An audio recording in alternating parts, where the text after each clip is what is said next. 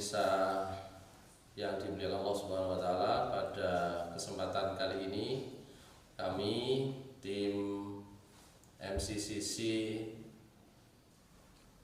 PDM Sidoarjo Muhammadiyah COVID-19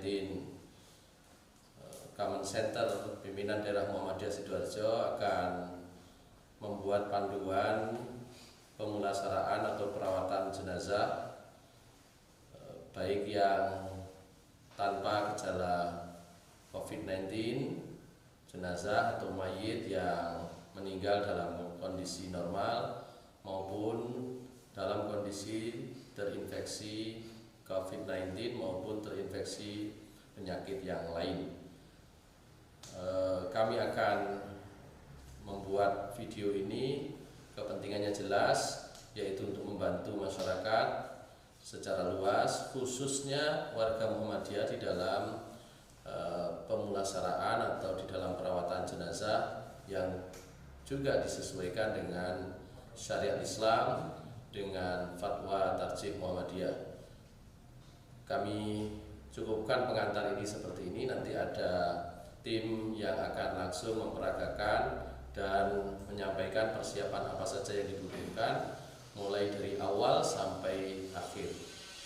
Terima kasih, mudah-mudahan ini membantu kita semua, membantu masyarakat, memberi panduan yang lebih jelas dan sesuai dengan syariat Islam. Aku qouli hadza wa sallallahu alaihi wasallam. Assalamualaikum warahmatullahi wabarakatuh.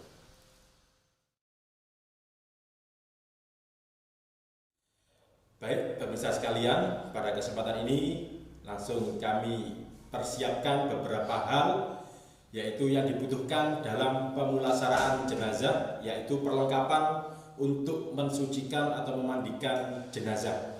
Yaitu yang pertama kali kita membutuhkan beberapa hal untuk membersihkan, yaitu air bersih yang harus dipersiapkan terlebih dahulu, yaitu yang mencukupi lebih baik, yaitu menggunakan air yang mengalir dan juga beberapa tempat bejana yang besar yang cukup untuk memandikan jenazah.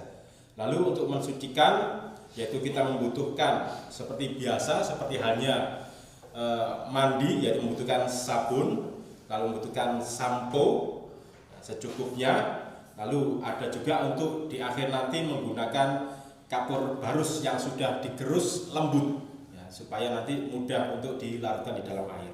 Ini adalah beberapa hal untuk membersihkan. Adapun untuk kita yang akan membersihkan atau akan mensucikan jenazah, yaitu membutuhkan beberapa alat pelindung standar, yaitu handscoon atau sarung tangan yang terbuat dari karet ini, atau bisa kita sebut di dunia medis yaitu sebagai handscoon, yaitu sarung tangan karet seperti ini, dan juga masker, yaitu untuk melindungi kita dari aroma ataupun dari apapun yang ada di sekitar kita.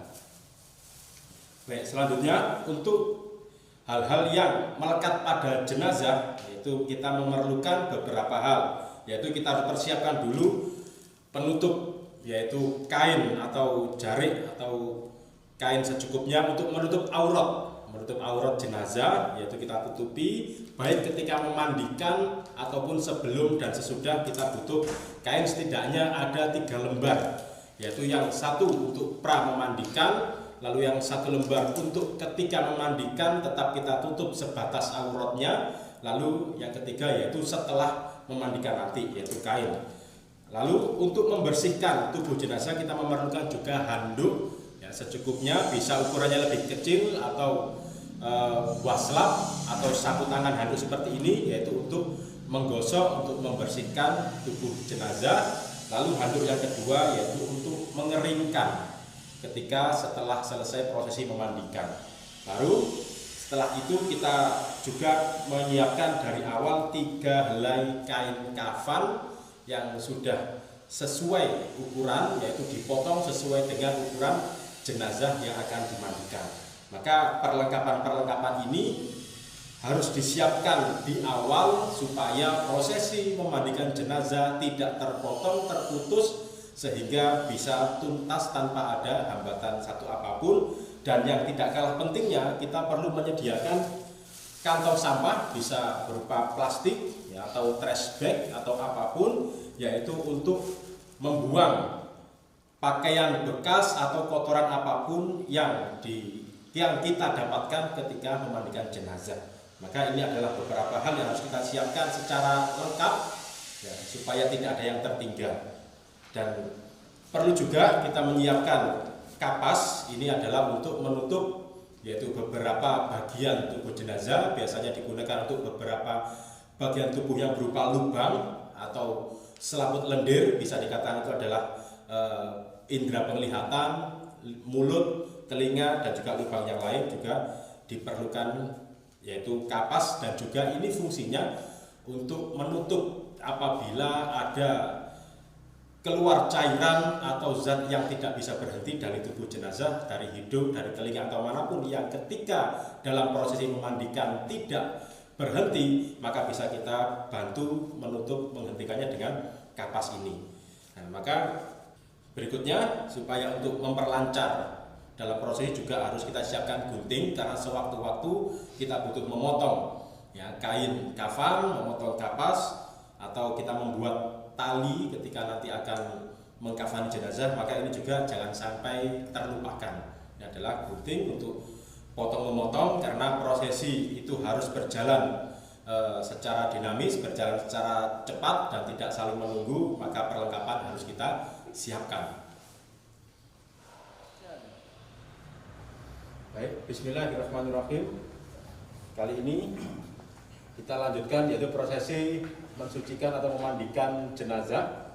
Yaitu jangan lupa untuk menyiapkan beberapa perlengkapan yang tadi sudah disediakan, yaitu air secukupnya, lalu sabun dan sampo, serta larutan kapur barus ya.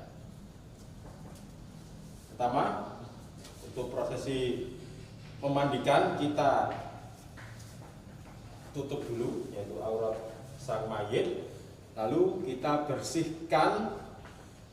Apabila di dalam tubuh sang mayit ada kotoran yang perlu dikeluarkan, maka kita bersihkan terlebih dahulu dengan cara memijit yaitu bagian perut dan dada secara perlahan, sehingga mendorong kotoran-kotoran yang ada di dalam tubuhnya.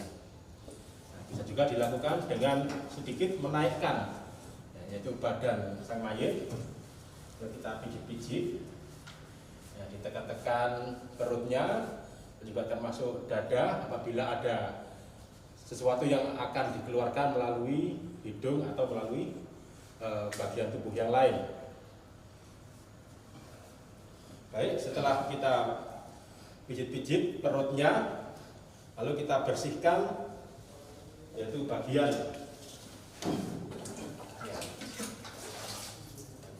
kubul dan duburnya sang mayit, kita bersihkan, dan juga termasuk ya, areal anusnya yang dimana tadi dipijit-pijit apabila keluar sesuatu, dan apapun itu juga kita bersihkan terlebih dahulu.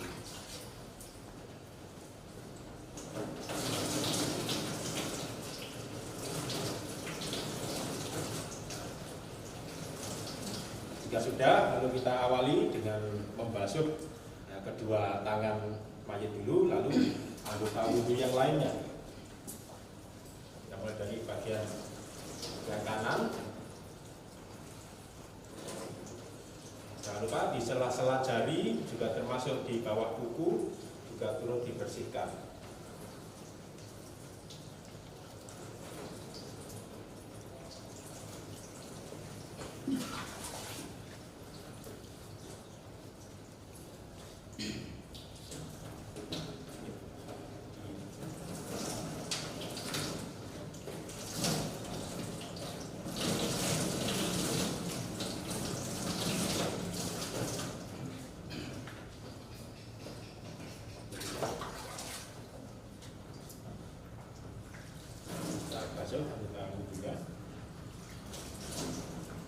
Merata sebagaimana kita sedang berwudu, jadi merata.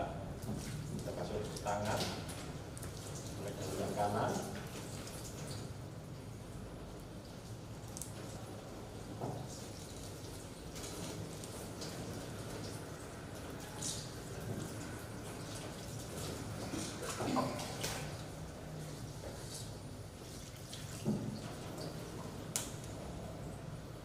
juga membersihkan di lubang telinga, ya, daun telinga. Terakhir masuk kaki.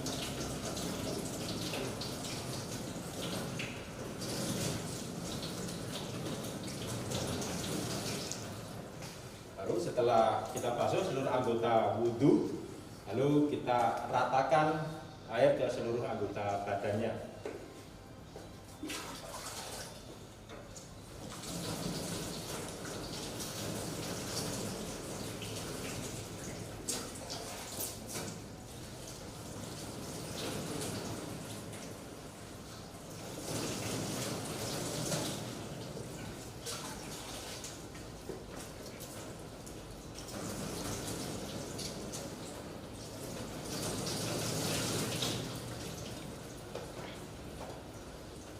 Kita bersihkan dengan menggunakan sampo, yaitu di bagian rambut, dan juga sabun di seluruh badannya.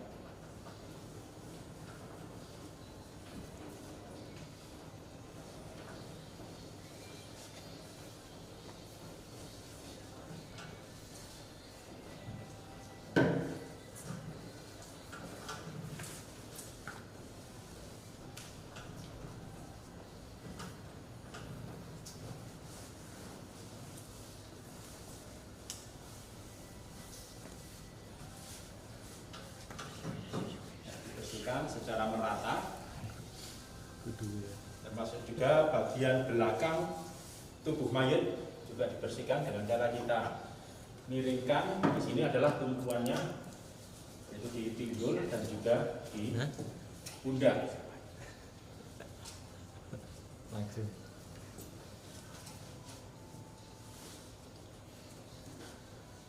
Miringkan ke kanan dan ke kiri.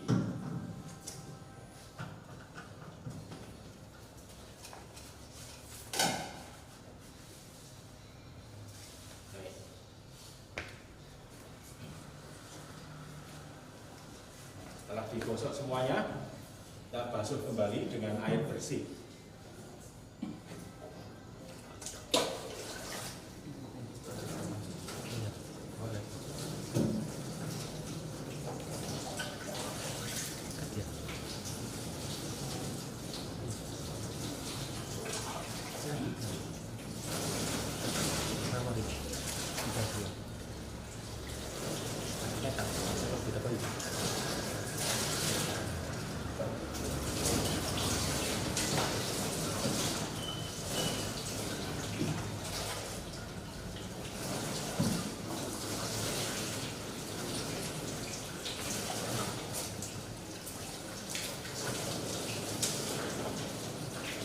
Masuk bagian belakang yang tadi disabun, kita basuh juga.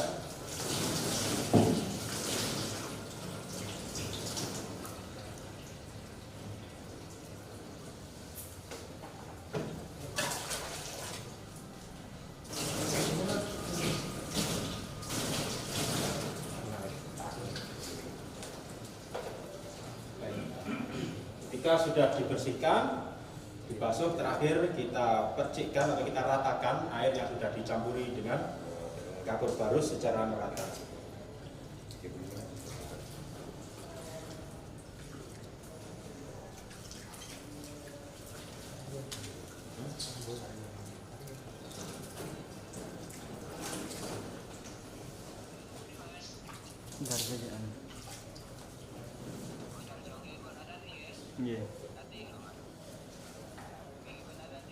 Nah, sudah itu kita keringkan, sang mayat dikeringkan dengan menggunakan handuk, ya, tetap dengan secara perlahan, dan kita berlakukan dengan lembut.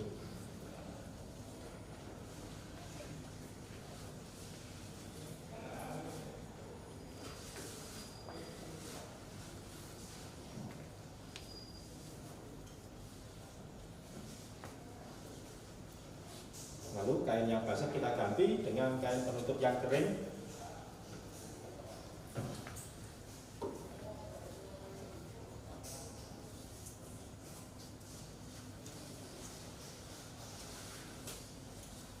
Kain yang basah sebaiknya langsung dibuang ke tempat sampah yang disediakan. Demikian. Demikian prosesi mensucikan atau memandikan jenazah itu dari awal sampai akhir, dan kini posisi jenazah sudah siap dipindahkan ke dipan untuk prosesi mengkafani jenazah. Sekian. Bismillahirrahmanirrahim. Baik, kita sampai pada tata cara mengkafani jenazah. Ya, pertama kali kita harus menyiapkan dulu, yaitu lapisan yang terluar kita letakkan di paling bawah. Yaitu kita siapkan dulu tali, yaitu tali untuk mengikat kain kafan nantinya. Ya, minimal kita sediakan 3 untuk menali badan, lalu 2 tali yang agak pendek yaitu untuk bagian atas kepala dan di bawah kaki untuk penguncinya. Maka kita sediakan 3 lapis kain kafan. Kita pakai warna putih karena memang pada umumnya kita menggunakan yang putih meskipun tidak ada tuntunan khusus dalam pemilihan warna. Ini kain yang sederhana dan suci. Kita letakkan lapisan terluar, kita letakkan di paling bawah.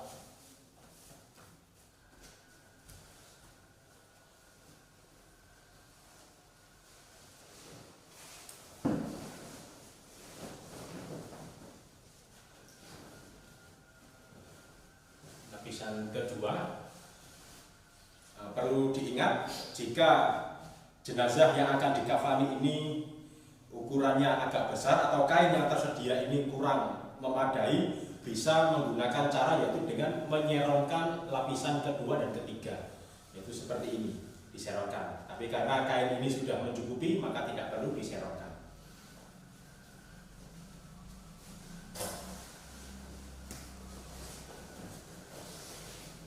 Jadi lapisan ketiga, kalau tadi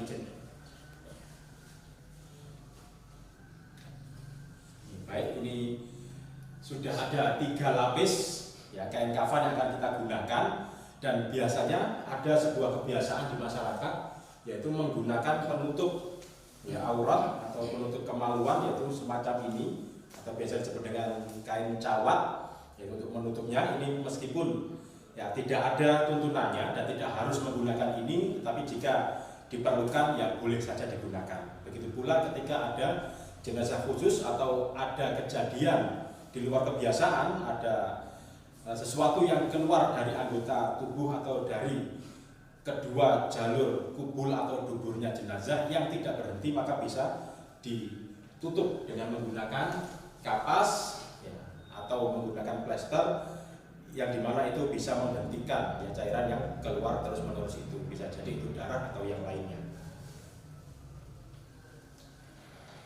Baik, ini posisi jenazah setelah dimandikan, sudah ditata, dibaringkan di atas kain kafan. Maka kita mulai untuk mengkafani, yaitu lapis demi lapis kita tutupkan ke tubuh jenazah. Bersama itu juga sambil mengganti kain penutup yang ada dengan kain kafan.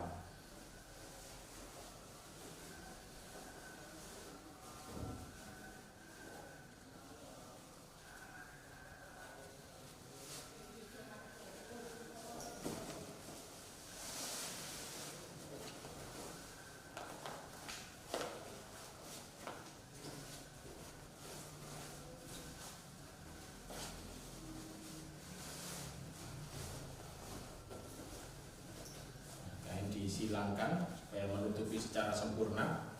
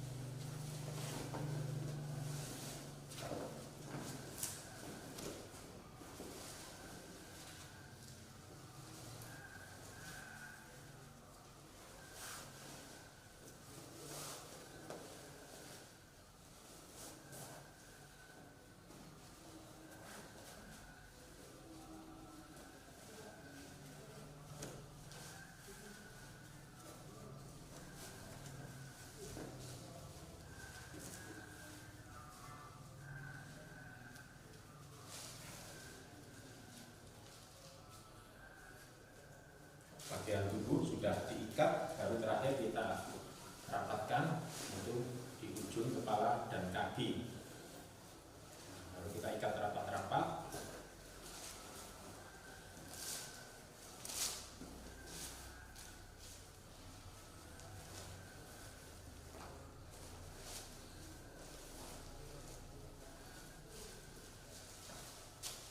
Diusahakan untuk mengikat serapat mungkin supaya memudahkan bagi petugas yang akan memakamkan, supaya tidak terjadi ikatan terbuka ketika dalam perjalanan menuju makam atau ketika menurunkan ke liang lahat.